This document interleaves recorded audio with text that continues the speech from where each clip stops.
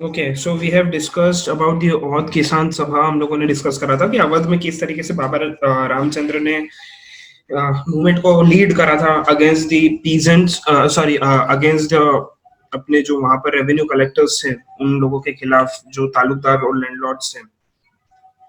और काफी अच्छे से वहां पर मूवमेंट ऑर्गेनाइज हुआ था and the Congress decided to कि पीजेंट्स जितने भी हैं अपने, वो सारे जो है ज्वाइन कर ले कांग्रेस को और अगेंस्ट हो जाए ब्रिटिशर्स के। तो एक कॉमन एजेंडा फॉर्म हो जाएगा, वैसे ही जैसे ही वो लोग सिविल डिसोबीडियंस मूवमेंट को ज्वाइन करेंगे।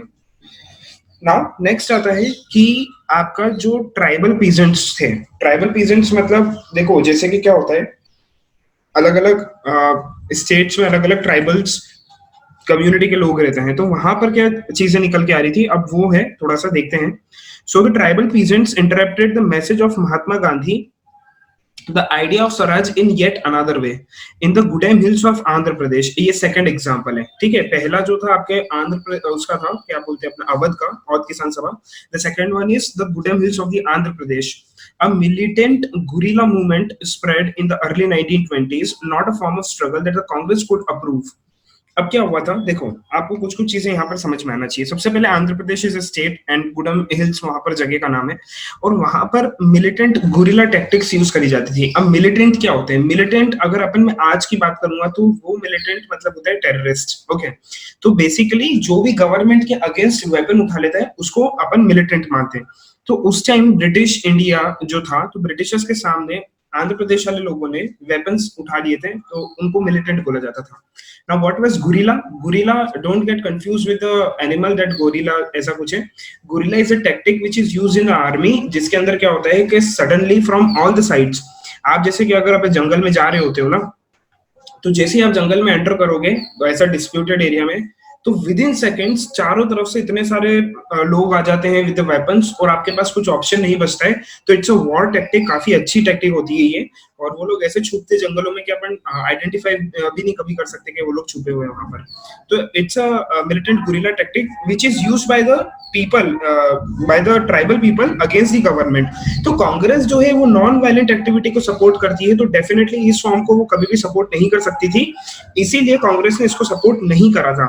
Here as in the other forest region, the colonial government had closed large forest areas, preventing people from entering the forest to graze their cattle or to collect fuel wood and fruits. Britishers ने start करा था, definitely Indians कभी भी start नहीं करते हैं।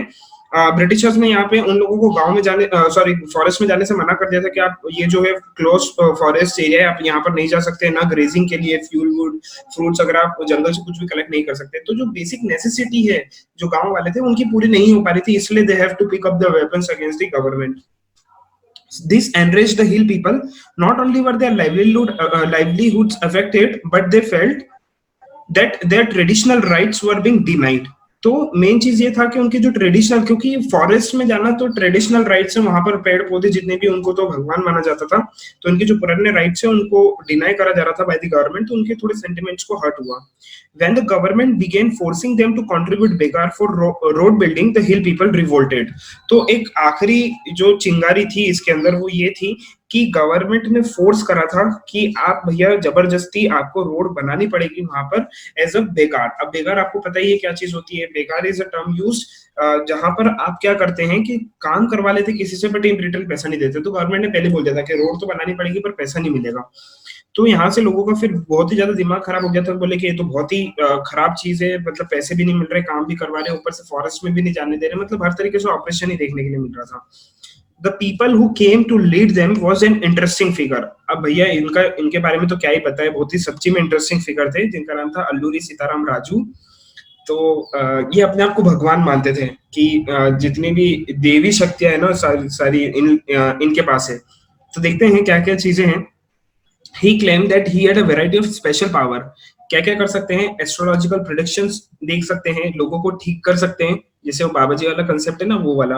और अगर किसी ने इनको गोली मार दी तो भी ये जिंदा रह सकते हैं, मतलब कोई जरूरत नहीं है इनको कि वो ब्रिटिशर्स वगैरह अगर इनको गोली भी मार देंगे तो कुछ दिक्कत की बात नहीं है।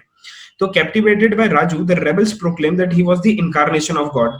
तो अब क्या हुआ था कि कुछ ऐसे इंसिडेंट्स हुए थे तो लोगों को लगा कि नहीं यार भैया ये तो भगवान का ही रूप है, कोई दिक्कत नहीं है, सही में इनको राजू जी को जो है कुछ भी नहीं हो सकता है। तो लोग काफी ज्यादा इन्फ्लुएंस हो गए थे and he became the leader there. Now, Raju talked of the greatness of the Mahatma Gandhi, said he was inspired by the non-cooperation movement and persuaded people to wear khadi and give up drinking. तो definitely जो अपने अल्लूरी सीताराम राजू है वो गांधी जी की बात मानते थे और गांधी जी की कुछ कुछ बात मानते थे इन द सेंस कि मतलब उनके आइडियाज से इन्फ्लुएंस थे, कुछ कुछ आइडियाज जैसे कि खादी पहनना और जो शराब वगैरह जो पीते हैं वो नहीं होना चाहिए, तो ये दोनों चीजें छुड़वा दी। लेकिन उन्होंने एक और चीज ये भी बोली थी कि यार गांधी जी जो नॉन वायलेंट एक्टिविटी चला रहे हैं देश को आजाद कराने के लिए वो सही नहीं है, आपको वेपन्स पिकअप करने ही पड़ेंगे। तो आप देखिए वेपन्स पिकअप करा, उसके बाद क्या हुआ। But at the same time he asserted that India could be liberated only by the use of force, not non-violence. The Gudem rebel attacked police station, attempted to kill British officials and carried out the guerrilla warfare for achieving Swaraj. तो उन्होंने क्या करा था कि हर तरीके से फिर वहां पर जितनी भी वॉर टाइप की सिचुएशन हो गई थी गुडेम हिल्स में, और फाइनली राजू को पकड़ लिया गया था और he was executed in the year 1924। Executed मतलब मार देना। तो ब्रिटिशर्स ने इनको पकड़ लिया था राजू जी को और फिर फाइनली एग्जीक्यूट करा था 1924 में, और बाद में फोक हीरो बन गए थे एक तरीके से। तो ट्राइबल्स में काफी ज्यादा फेमस एक पर्सनालिटी वो निकल के आए थे। ठीक है, कुछ दिक्कत है? No sir. ओके ठीक है। नाउ नेक्स्ट आता है स्वराज इन द प्लांटेशंस। अब प्लांटेशंस के लिए स्वराज का अलग वापस से नोशन था। तो आप देख रहे हो ना, हर लोग हर मतलब जितने भी कम्युनिटी अलग अलग उन सबके लिए जो स्वराज का मीनिंग है वो सब अलग अलग जा रहा था। तो प्लांटेशंस वाले एरिया में देखते कि क्या था। Workers who had their own understanding of Mahatma Gandhi and the notion of Swaraj.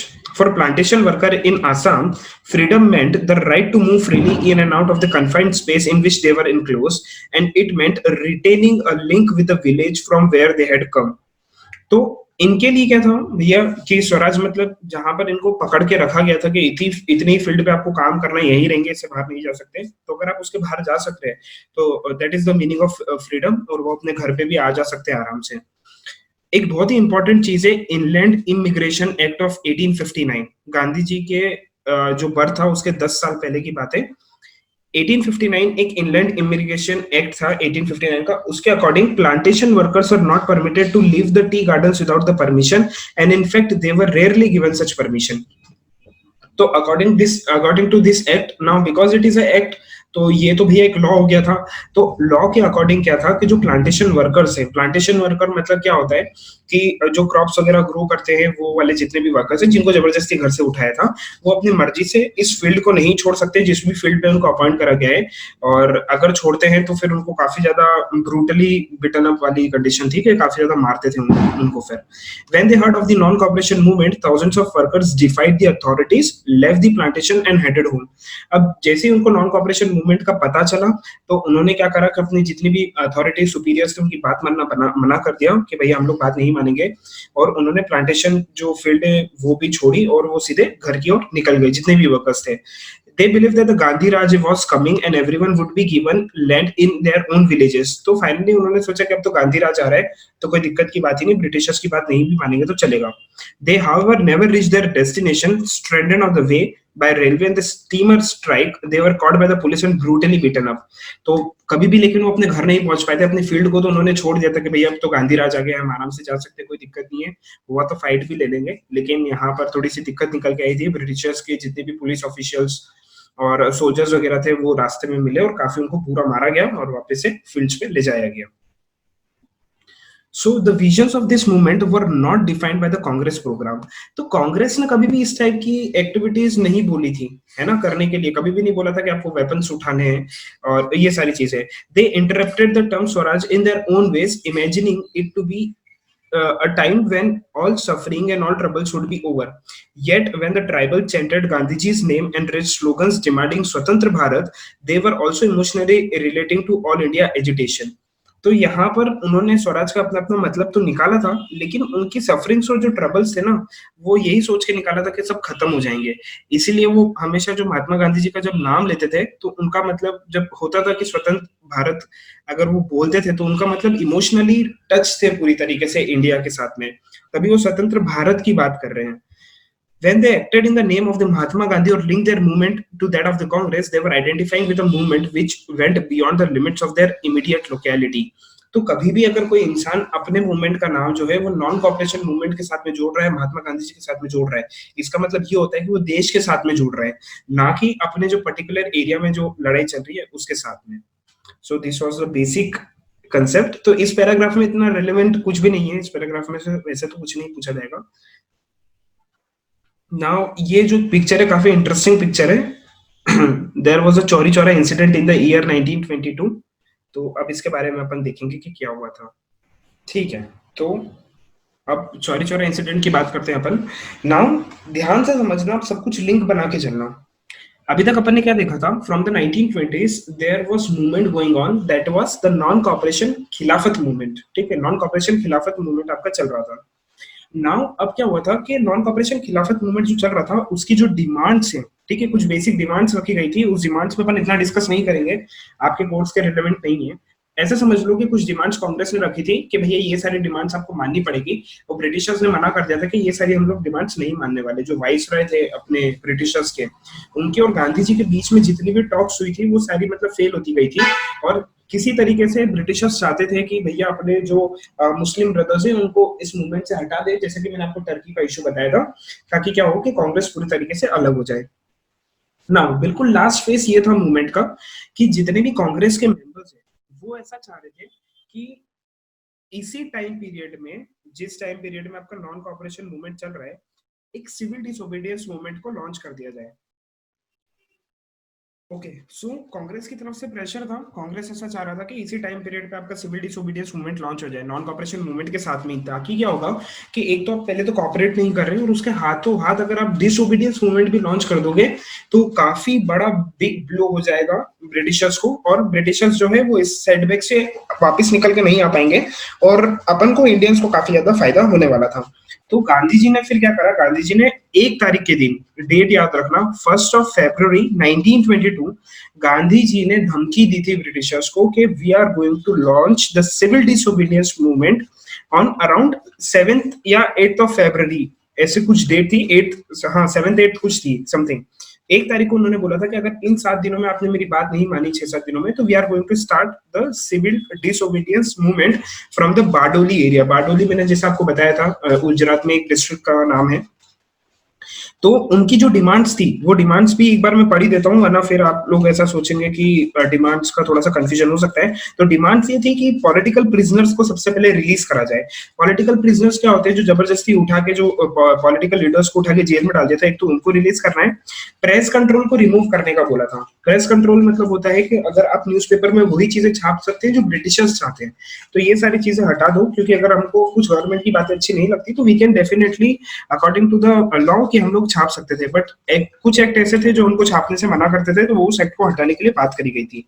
लेकिन ये दोनों बातें मानने से ब्रिटिशर्स ने मना कर दिया था। तो महात्मा गांधी ने बोला था कि on 7th we are going to launch the that is civil disobedience movement from Bardoli satyagraha. लेकिन उसके बीच में एक चौरी चौरा इंसिडेंट हो गया था। चौरी चौरा एक जगह का नाम है, गोरखपुर में है, गोरखपुर इज इन उत्तर प्रदेश। वहां पर क्या हुआ था कि कुछ लोग थे, वॉलेंटियर्स थे from the Indian side. Volunteers मतलब ऐसे समझो कि small group of people who were agitating against the Britishers. जैसे मैंने आपको बताया था पिकेटिंग द लिकर शॉप्स जो होती है और जो फॉरेन क्लोथ्स है, तो उन सबको मतलब मना कर दिया गया था कि पिकेटिंग चल रही थी, फॉरेन क्लोथ्स को बॉयकॉट करा जा रहा था। ये सारी नॉन कॉपरेशन की जो बेसिक एक्टिविटीज है वहां पर चल रही थी according to the Mahatma Gandhi, जैसा उन्होंने बोला था। बट वहां पर पुलिस वालों ने क्या करा कि उन लोगों को बहुत मारा। अब उसकी वजह से क्या हुआ कि गांव वालों का गुस्सा एकदम से निकल के आया। उन्होंने नहीं सोचा कि because it's a violent activity हमको करना चाहिए नहीं करना चाहिए, इतना नहीं सोचा। उन लोग का गुस्सा इतना बढ़ गया था कि उन्होंने क्या करा कि अब देखो गुस्सा जायज भी था, क्योंकि खाने पीने की चीजें भी उस जगह काफी ज्यादा बढ़ गई थी, उनकी जो प्राइस काफी बढ़ गई थी, तो उसको कम करने के लिए भी गवर्नमेंट का उन्होंने बोला था कि भैया इसको कम कर दो, वो भी नहीं माना था।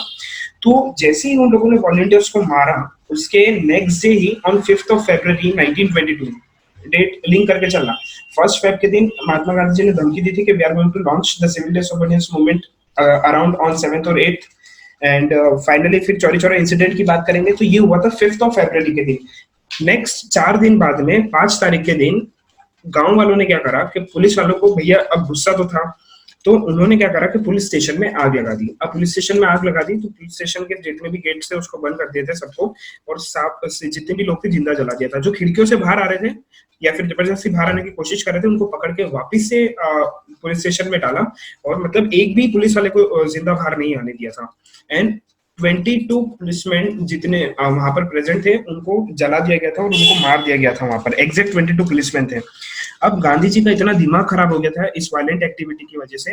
अब वो सोच रहे थे कि भैया टोटल नॉन वायलेंट अपन को चलना है, बट लोगों ने फिर इसका गलत इंटरप्रिटेशन निकाल लिया है। तो जो अपन ने धमकी दी थी सिविल डिसोबीडियंस मूवमेंट को लॉन्च करने के लिए, वो अपन को बंद करना पड़ा। नॉन कॉपरेशन मूवमेंट को भी यहाँ पर बंद करना पड़ा था। ठीक है, सॉरी, सिविल डिसोबीडियंस मूवमेंट तो स्टार्ट ही नहीं हुआ था, हाँ, लेकिन नॉन कॉपरेशन मूवमेंट जो पहले से चल रहा था उसको भी बंद करना पड़ा। तो आप नीचे फिगर के नीचे देख सकते हैं, at Chauri Chaura in Gorakhpur a peaceful demonstration in a bazaar turned into a violent clash with the police. Hearing of the incident Mahatma Gandhi called a halt to the non cooperation movement. तो इसमें काफी छोटा सा बता रखा है, इसमें पूरा डिटेल नहीं दे रखा है कि क्या हुआ था बेसिकली। तो यहाँ पर एग्जैक्ट यही था, चौरी चौरा एक गोरखपुर में जगह का नाम है। 1922 की बात चल रही है, 5 फरवरी। पुलिसमैन जो 22 पुलिसमैन थे उनको वहां पर मार दिया था, तो उसकी वजह से गांधी जी को नॉन कॉपरेशन मूवमेंट बंद करना पड़ा था। तो यहाँ पर एक क्वेश्चन ये बन के आता है कि गांधी जी जो नॉन कॉपरेशन मूवमेंट स्टार्ट करा था वो बंद क्यों करा था, तो ये आपको इंसिडेंट लिखना पड़ेगा। अब चलेंगे सीधे सिविल डिसोबीडियंस मूवमेंट की तरफ। अब देखेंगे थोड़ा सा कि सिविल डिसोबीडियंस मूवमेंट क्या हुआ था। इन फरवरी 1922, यही चोरी चोरा इंसिडेंट के अराउंड जो बातें चल रही है आपकी, 5 फरवरी जैसा मैंने बताया था। In February 1922 Mahatma Gandhi decided to withdraw the non cooperation movement. क्यों विड्रॉ करना पड़ा? Due to the Chauri Chaura incident. He felt that the movement was turning violent in many places and satyagrahis needed to be properly trained before they would ready for the mass struggle. तो यहाँ पर training नहीं दी गई थी लोगों को, बस एक बात बोली गई थी कि भैया आपको एक non violent activity carry out करनी है, बट इतना ज्यादा जो उनका मोरल था उतना हाई नहीं था कि वो अगर ब्रिटिशर्स उनके अगेंस्ट में कुछ करे तो वो नॉन वायलेंट तरीके से एक्ट करे। तो ये सारी चीजें नहीं थी। तो पहले लोगों को सिखाना काफी ज्यादा जरूरी था कि उनको कैसे क्या एक्ट करना है।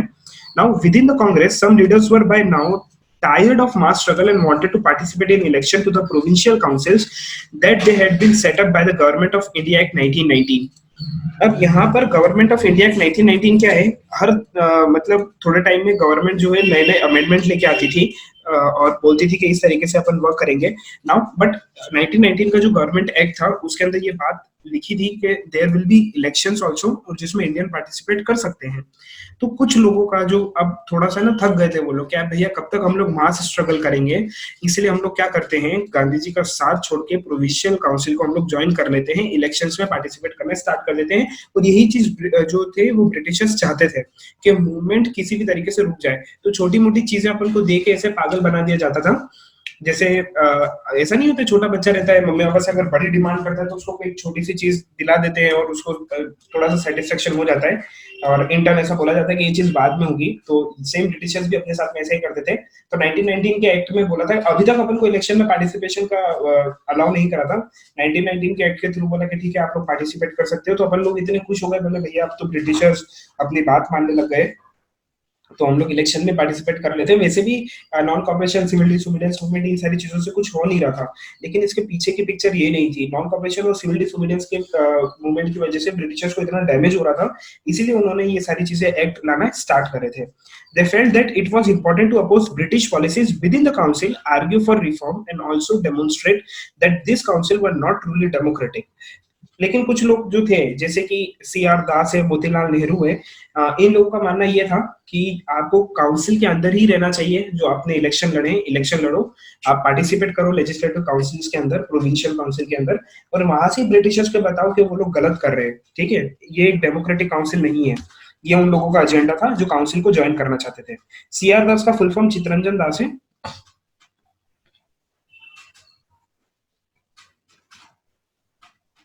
C.R. Das का full form Chittaranjan Das, and Motilal Nehru, father of Jawaharlal Nehru, from the Swaraj party within the Congress to argue for a return of the council politics. अब देखो यहाँ पर डिवीजन, मतलब आप देख रहे हो ना, डिवीजन कांग्रेस के अंदर ही होना स्टार्ट हो गया था। देश में हुआ क्या है, अगर हम लोग एकजुट होते हैं पूरी बिल्कुल ऐसे यूनिटी होती ना, तो कोई ब्रेक ही नहीं कर सकता था। अब कांग्रेस के अंदर ही वापस से एक और पार्टी का फॉर्मेशन हो गया, स्वराज पार्टी, और लोग बोलने लगे जो जो काउंसिल में चलना चाहते हैं वो कांग्रेस के अंदर ही स्वराज पार्टी के अंदर आ जाओ, तो काउंसिल में चलते हैं, जो लड़ना चाहते हैं महात्मा गांधी जी के साथ में दूसरी पार्टी में चले जाओ। But younger leaders like Jawaharlal Nehru and Subhash Chandra Bose pressed for more radical mass agitation and for full independence. तो जो जवाहरलाल नेहरू जी थे, ठीक है, जी इसलिए लगा रहे हैं अपन अभी क्योंकि कुछ लोग जानते ही होंगे कि मैंने जवाहरलाल नेहरू जी का एक थोड़ा सा कंसेप्ट है जो कि काफी इररिलेवेंट है, बट टिल 1940s ये काफी अच्छे थे। 1940 के बाद में इनको थोड़ी सी कुछ ऊंची नीचे चीजें लग गई थी, इसकी वजह से ढंग से एक्ट नहीं कर पाए थे। बट हाँ, till 1940s he was a great leader. And Jawaharlal Nehru ji जो थे उन्होंने एक वो वाला कंसेप्ट रखा था, चाहिए सब कुछ या कुछ नहीं, जो कंसेप्ट होता है ना ये वाला। तो हमको या तो पूरा इंडिपेंडेंस चाहिए या फिर ये छोटी मोटी चीजों से हम लोग तो सेटिस्फाई नहीं होने वाले। तो जवाहरलाल नेहरू सुभाष चंद्र बोस दोनों ने बोला था कि we are going to join the mass agitation and for the full independence we are going to fight. In such a situation of internal debate and decision, two factors again shaped Indian politics towards the late 1920s. The first was the effect of the worldwide economic depression. Agriculture prices began to fall from 1926 and collapsed after 1930. As the demand for agricultural goods fell and exports declined, peasants found it difficult to sell their harvest and pay their revenue. By 1930s, the countryside was in turmoil. तो थोड़ा सा एक 10 साल का इन लोगों को एक overview दे रखा है कि एक्चुअली में हुआ क्या था। तो एक तो आपने ये देखा कि दो सेक्ट्स हो गए थे यहाँ पर, जवाहरलाल नेहरू और मोतीलाल नेहरू, एंड जो इंडियन पॉलिटिक्स है अराउंड 1920 तो थोड़ा सा चेंज हुआ था क्योंकि वर्ल्ड वाइड इकोनॉमिक डिप्रेशन 1924 में देखने के लिए मिला था। आपने लास्ट ईयर पढ़ा होगा जो अमेरिका का जो शेयर मार्केट था वो गिर गया था, तो उसकी वजह से डेफिनेटली इम्पैक्ट इंडिया पे भी पड़ा था।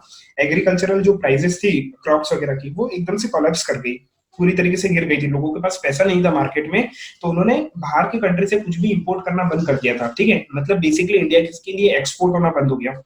अब यहाँ से अपना रेवेन्यू अपन वापस से नहीं दे सकते क्योंकि पैसा लोगों के हाथ में था नहीं, और 1930s तक तो इतनी ज्यादा प्रॉब्लम हो गई थी कि मार्केट में बिल्कुल भी पैसा नहीं था। Against this background, the new Tory government in Britain constituted a statutory commission under the Sir John Simon. अब आपने कभी देखा होगा साइमन गो बैक के बारे में, पढ़ा भी होगा आपने कि साइमन कमीशन क्या था और क्यों सेटअप करा गया था। तो देखो यहाँ पर क्या हुआ था कि लोगों का इतना ज्यादा गुस्सा फूट के आया था यहाँ पर। ओके, सो साइमन कमीशन के बारे में हम लोग देख रहे थे। तो टॉरी गवर्नमेंट थी वहां पर ब्रिटेन के अंदर, इंग्लैंड में। तो उन्होंने, देखो एक्चुअली मैं आपको अगर एग्जैक्ट बताता हूँ तो ऐसा हुआ था कि 1919 में जो एक्ट पास हुआ था उसके अंदर बोला गया था कि आज से 10 साल बाद, that is in the year 1929, हम लोग ये देखेंगे कि जो भी कॉन्स्टिट्यूशनल रिफॉर्म्स हम लोग लेके आए हैं उसके अकॉर्डिंग इंडिया कैसे वर्क कर रहे हैं। ठीक है, क्या फर्दर कॉन्स्टिट्यूशनल रिफॉर्म्स और हमको देने हैं, इंडिया को कितनी पावर हाथ में देनी है, क्या इंडियंस अब थोड़े से इतने पावरफुल हैं कि क्या हम उनको पावर जो है वो दे सकते हैं उनके हाथ में, या फिर एक तरीके से कहा जाए कि जो पार्टिसिपेशन है प्रोविंशियल काउंसिल में क्या वो हम और बढ़ा दें। तो ये सारी एक चीजें जो है ओवरव्यू करने के लिए बोला गया था। बट एक्चुअली में हुआ क्या था कि जो साइमन कमीशन था, टॉरी गवर्नमेंट कौन है, टॉरी गवर्नमेंट का नाम आता है। अगर मैं बोलूंगा मोदी गवर्नमेंट कौन है तो आप क्या उसे पता लगाएंगे, दैट द प्राइम मिनिस्टर जो था अपना, जो प्राइम मिनिस्टर है नरेंद्र मोदी, उनकी गवर्नमेंट। तो टॉरी गवर्नमेंट वहां पर जो आपका प्राइम मिनिस्टर थे वो। सो वहां पर देखो प्राइम मिनिस्टर का जो नाम था अगर वो पूछोगे तो स्टैनली बेल्डविन करके था, स्टैनली बेल्डविन, बट उनको टॉरी गवर्नमेंट के नाम से रिप्रेजेंट करा जाता था। तो एक स्टैट्यूटरी कमीशन वहां पर लॉन्च करा गया था। अब प्रॉब्लम क्या थी, देखो प्रॉब्लम उनको ये नहीं थी कि भैया वो लोग यहाँ पर कमीशन ये सब पता लगाने आ रहे थे, वो उससे कोई प्रॉब्लम नहीं है, लेकिन 7 मेंबर की जो कमिटी बनाई थी ना उन लोगों ने, वो 7 के 7 मेंबर व्हाइट मेंबर्स थे, not even a single member was the Indian. तो भैया जब जिस कमीशन में कोई इंडियन मेंबर है ही नहीं तो इंडियन की प्रॉब्लम्स कैसे रिफ्लेक्ट होने वाली है। जितने भी व्हाइट थे उनको तो पहले से पढ़ा के रखा था कि क्या क्या आपको वहां पर इंडिया में जाके बोलना है, किस तरीके से आपको चीजें आइडेंटिफाई करनी है। तो इंडियंस को इस बात का सबसे ज्यादा बुरा लगा था कि भैया ऐसा कमीशन जो केवल ब्रिटिशर्स के थ्रू है, जो कि केवल ब्रिटिशर्स के लिए ही है लेकिन इंडियंस के लिए कुछ भी नहीं है, लेकिन बस एक लोगों के आंखों में धूल झोंकने वाला कंसेप्ट था कि भैया इंडियंस को हम थोड़ा सा पागल बना देंगे वापस से, जैसे हमेशा हम बनाते आ रहे हैं। तो लोगों ने पूरी तरीके से अपोज करा था कि भैया कुछ भी हो जाए, साइमन कमीशन जो है वो हम तो यहाँ पर होने ही नहीं देंगे, कुछ भी हो जाए। लेकिन साइमन कमीशन डेफिनेटली लैंड हुआ था इंडिया के अंदर इन द ईयर 1928। अब जैसे ही वो आए थे उनको गो बैक साइमन या साइमन गो बैक के नारे लगाए गए थे ऑल द वे जहां तक वो जा रहे थे, जहां पर उनका क्या बोलते हैं कमीशन का एक मीटिंग थी, तो रास्ते में जितने भी लोग थे उनको मिलते जा रहे थे और काफी ज्यादा यहाँ पर पॉलिटिकल एक्टिविटी चल रही थी। अब यहाँ पर एक जो इम्पोर्टेंट बात निकल के आती है वो इसके अंदर नहीं लिखी है, पर मैं डेफिनेटली बताना चाहूंगा आपको। लाला लाजपत राय को आप लोग जानते हैं मेरे हिसाब से, लाल बाल पाल के नाम से। तो 1928 में ड्यू टू साइमन कमीशन, और इतना ज्यादा पॉलिटिकल एजेंडा चल रहा था और काफी ज्यादा वहां पर क्लैशेस भी चल रहे थे गवर्नमेंट और लोगों के बीच में, तो लाला लाजपत राय और पुलिस वाले जितने भी थे उनके बीच में फाइट हो गई थी। And finally in the year 1928 जो आपका साइमन कमीशन था, लाला लाजपत राय जी को चेस्ट पे काफी ज्यादा लाठीचार्ज के थ्रू ब्लो मिले थे, मतलब लाठी से काफी ज्यादा मारा गया था। एंड ड्यू टू दैट उनकी यहाँ पर मृत्यु हो गई थी, वो डेथ हो गई थी। तो इसकी वजह से काफी ज्यादा जो पॉलिटिकल एक्टिविटीज है वो खराब हो गई थी। और लाला लाजपत राय जी ने यहाँ पर एक स्टेटमेंट भी बोला था जो कि मैं डेफिनेटली कोट करना चाहूंगा यहाँ पर। That is the blows which fell on me today are the last nails driven into the coffin of the British imperialism. तो ये लास्ट लाइन बोली गई थी लाला लाजपत राय जी की। तो उन्होंने बोला था कि भैया आज मेरे को जितना मारा है ना, आप इतना समझ लीजिए कि ये जो लास्ट नेल्स है उनकी कॉफिन में। तो एक ब्रिटिश प्रोवर्ब बोला जाता है इसको है ना। तो यहाँ पर ये सारी चीजें चल रही थी, इसीलिए जो भगत सिंह जी थे उन्होंने वेपन्स यहाँ पर उठाए थे 1924 में। वैसे वो तो काफी ज्यादा एक्टिव थे वायलेंट एक्टिविटी के थ्रू, बट 1928 में इनका बदला लाला लाजपत राय जी का डेफिनेटली भगत सिंह जी ने लिया था। मैं आपको बताऊंगा कि किस तरीके से लिया था। ओके तो जैसा कि मैं बता रहा था कि 1928 में, तो ये आपका साइमन कमीशन का कंसेप्ट हुआ। अब अगर आपसे पूछा जाए कि साइमन कमीशन क्या है, तो आप ये बोलेंगे कि एक 7 वाइट मेंबर्स कमेटी थी जिसमें एक भी इंडियन नहीं होने की वजह से हम लोगों ने यहाँ पर जो था इसका बॉयकॉट करा था। और जैसे वो इंडिया में आए थे, गो बैक साइमन के यहाँ पे नारे लग रहे थे। तो इतना आपको लिखना पड़ेगा। Now all parties including the Congress and the Muslim league participated in the demonstrations in an effort to win them over. The Viceroy, Lord Irwin, announced in October 1929 a vague offer of dominion status for India in an unspecified future and a RTC to discuss the future constitution. तो अब देखो वापस एक नई lollipop from the Britisher side to the Indian. अब Simon ji India में आए तो वापस लोग एकजुट हो गए थे उनके अगेंस्ट में। तो यहाँ पर जो वाइसराय थे, वाइसराय जो होते हैं, वाइसराय एक तरीके से समझ लो कि इंडिया के प्राइम मिनिस्टर थे और वो पूरी तरीके से ब्रिटेन के अकॉर्डिंग काम करते थे। तो यहाँ पर जो चीज निकल के आई थी, लॉर्ड अर्विन ने बोला था कि हम एक डोमिनियन स्टेटस देंगे इंडिया को। अब इंडिया को डोमिनियन स्टेटस देंगे मतलब क्या होता है कि India will be an independent state, but वो ब्रिटिशर्स के अंडर रहने वाले, ठीक है। जो सुप्रीम अथॉरिटी रहेगी वो ब्रिटिशर्स के पास रहेगी, लेकिन इंडिया का जो कामकाज है, जो भी देखने की चीजें हैं, वो इंडियंस देखेंगे। That is the meaning of the dominion status for India in the unspecified future. अब यार मैं ऐसे बोलूंगा आपको कि कोई अनस्पेसिफाइड फ्यूचर में मैं आपको चीज देने वाला हूं, तो अपन उस पर इतना भी वैसे भी ध्यान नहीं देने वाले। बस ऐसा बोल दिया कि कभी ना कभी तो हम आपको डोमिनेंट स्टेटस देंगे ही देंगे। तो ये तो एक तो पागल भरी बात थी फ्रॉम द ब्रिटिशर साइड। और दूसरी बात, एक राउंड टेबल कॉन्फ्रेंस की भी बात करी थी उन्होंने कि फ्यूचर कॉन्स्टिट्यूशन हम लोग यहाँ पर डिस्कस करेंगे।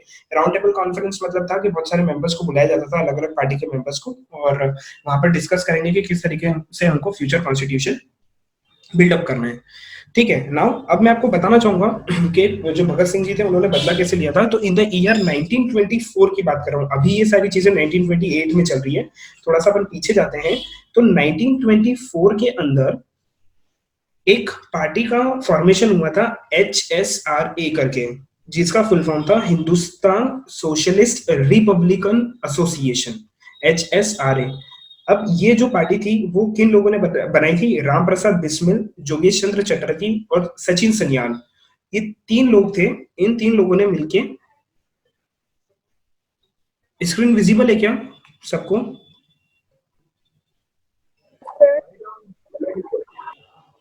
ठीक है। तो 3 लोगों ने मिलके यहाँ पर HSRA का फॉर्मेशन करा था। राम प्रसाद बिस्मिल, जोगेश चंद्र चटर्जी और सचिन सन्याल। इन्होंने 1924 में एक पार्टी बनाई थी, और पार्टी बनाने के बाद में यहाँ पर भगत सिंह जी ने बाद में ज्वाइन करा था इस पार्टी को। नाउ 1928 में जैसे ही इंसिडेंट हुआ कि लाला लाजपत राय कम्स फ्रॉम पंजाब, ठीक है। शेर पंजाब, शेर हिंद और शेर पंजाब बोला जाता था लाला लाजपत राय जी को। तो क्योंकि पंजाब से थे, भगत सिंह जी भी पंजाब के थे, तो काफी अच्छे टर्म्स और रिलेशन थे। तो जैसे ही लाला लाजपत राय जी के साथ में ऐसा हुआ, तो डेफिनेटली जो 3 जने जिनको आप जानते हो, जो जिनको फांसी दी गई थी, तो मेन जो इंसिडेंट हुआ था वहां पर 3 जने प्रेजेंट थे। कौन कौन से थे? भगत सिंह, आजाद और राजगुरु, ये 3 जने वहां पर प्रेजेंट थे। अब उन तीनों ने क्या करा था कि जो सॉन्डर्स करके पुलिस ऑफिशियल था, और सॉन्डर्स ने ऑर्डर दिए थे लाला लाजपत राय जी का जो एरिया था वहां पर लाठीचार्ज का, तो सॉन्डर्स ने बोला था कि ऑर्डर दिए थे कि आपको क्या करना है कि वहां पर लाठीचार्ज करना है, तो उसी लाठीचार्ज की वजह से मारे गए थे। तो भगत सिंह जी ने सबसे पहले सॉन्डर्स का मर्डर करा था, और सॉन्डर्स का मर्डर करने के बाद में उन्होंने एक स्टेटमेंट बोला था, काफी सही लगा मेरे को, that is the murder of a leader respected by millions of people at the unworthy hands of an ordinary police officers। तो ये काफी अच्छा एक स्टेटमेंट है। तो उन्होंने बोला था कि जो मिलियंस ऑफ पीपल जिनको रिस्पेक्ट करते हैं यार, जो इतना बड़ा पॉलिटिकल लीडर है, एक कोई छोटा सा पुलिस ऑफिसर उनको मार दे तो बिल्कुल भी सही बात नहीं है। तो आज हमने अपना बदला ले लिया है। We regret to have had to kill a person, but he was part and parcel of that inhuman and unjust order which has been to be destroyed। तो उन्होंने ये चीज बोली थी कि यार काफी दुख हुआ है हमको कि किसी आदमी को मारना पड़ा है, लेकिन क्योंकि उन्होंने इतनी गंदी चीज करी थी, इतनी गंदी हरकत करी थी, नीच हरकत करी थी, तो उसकी वजह से हमको ये एक्शन लेना पड़ा। तो this was the statement of the Bhagat Singh ji, और उन्होंने ये चीज बोली थी। और इसी इंसिडेंट की वजह से, और साथ में जो पार्लियामेंट में बॉम्ब अटैक हुआ था, उनको फांसी का ऑर्डर दिया गया था। अब जो फांसी थी ना, वो गांधी जी रुकवा सकते थे डेफिनेटली। अपन इस पे डिस्कस करेंगे, क्योंकि देखो कुछ लोग ऐसा बोलते हैं ना कि भगत सिंह जी को चाहते तो महात्मा गांधी जी बचा सकते थे, लेकिन उन्होंने फिर भी बचाया नहीं है। आपने भी कभी पढ़ा होगा, तो ऐसा क्यों करा, उनकी क्या थिंकिंग हो सकती है, वो अपन उस पर डिस्कस करेंगे now. But this does not satisfy the Congress leader. आगे पढ़ते, the radicals within the Congress led by Jawaharlal Nehru and Subhash Chandra Bose became more assertive. The liberals and moderates, इसको अपन कल डिस्कस करेंगे थोड़ा अच्छे से। आप अभी तक इतना ही ध्यान रखिए, क्योंकि मेरे को इसके लिए आपको एक 14 पॉइंट्स जो जिन्ना ने बनाए थे, और महात्मा गांधी जी के जो 7-8 पॉइंट्स है, वो मेरे को आपको बताने पड़ेंगे, तो ज्यादा आपको अच्छे से समझ में आएगा।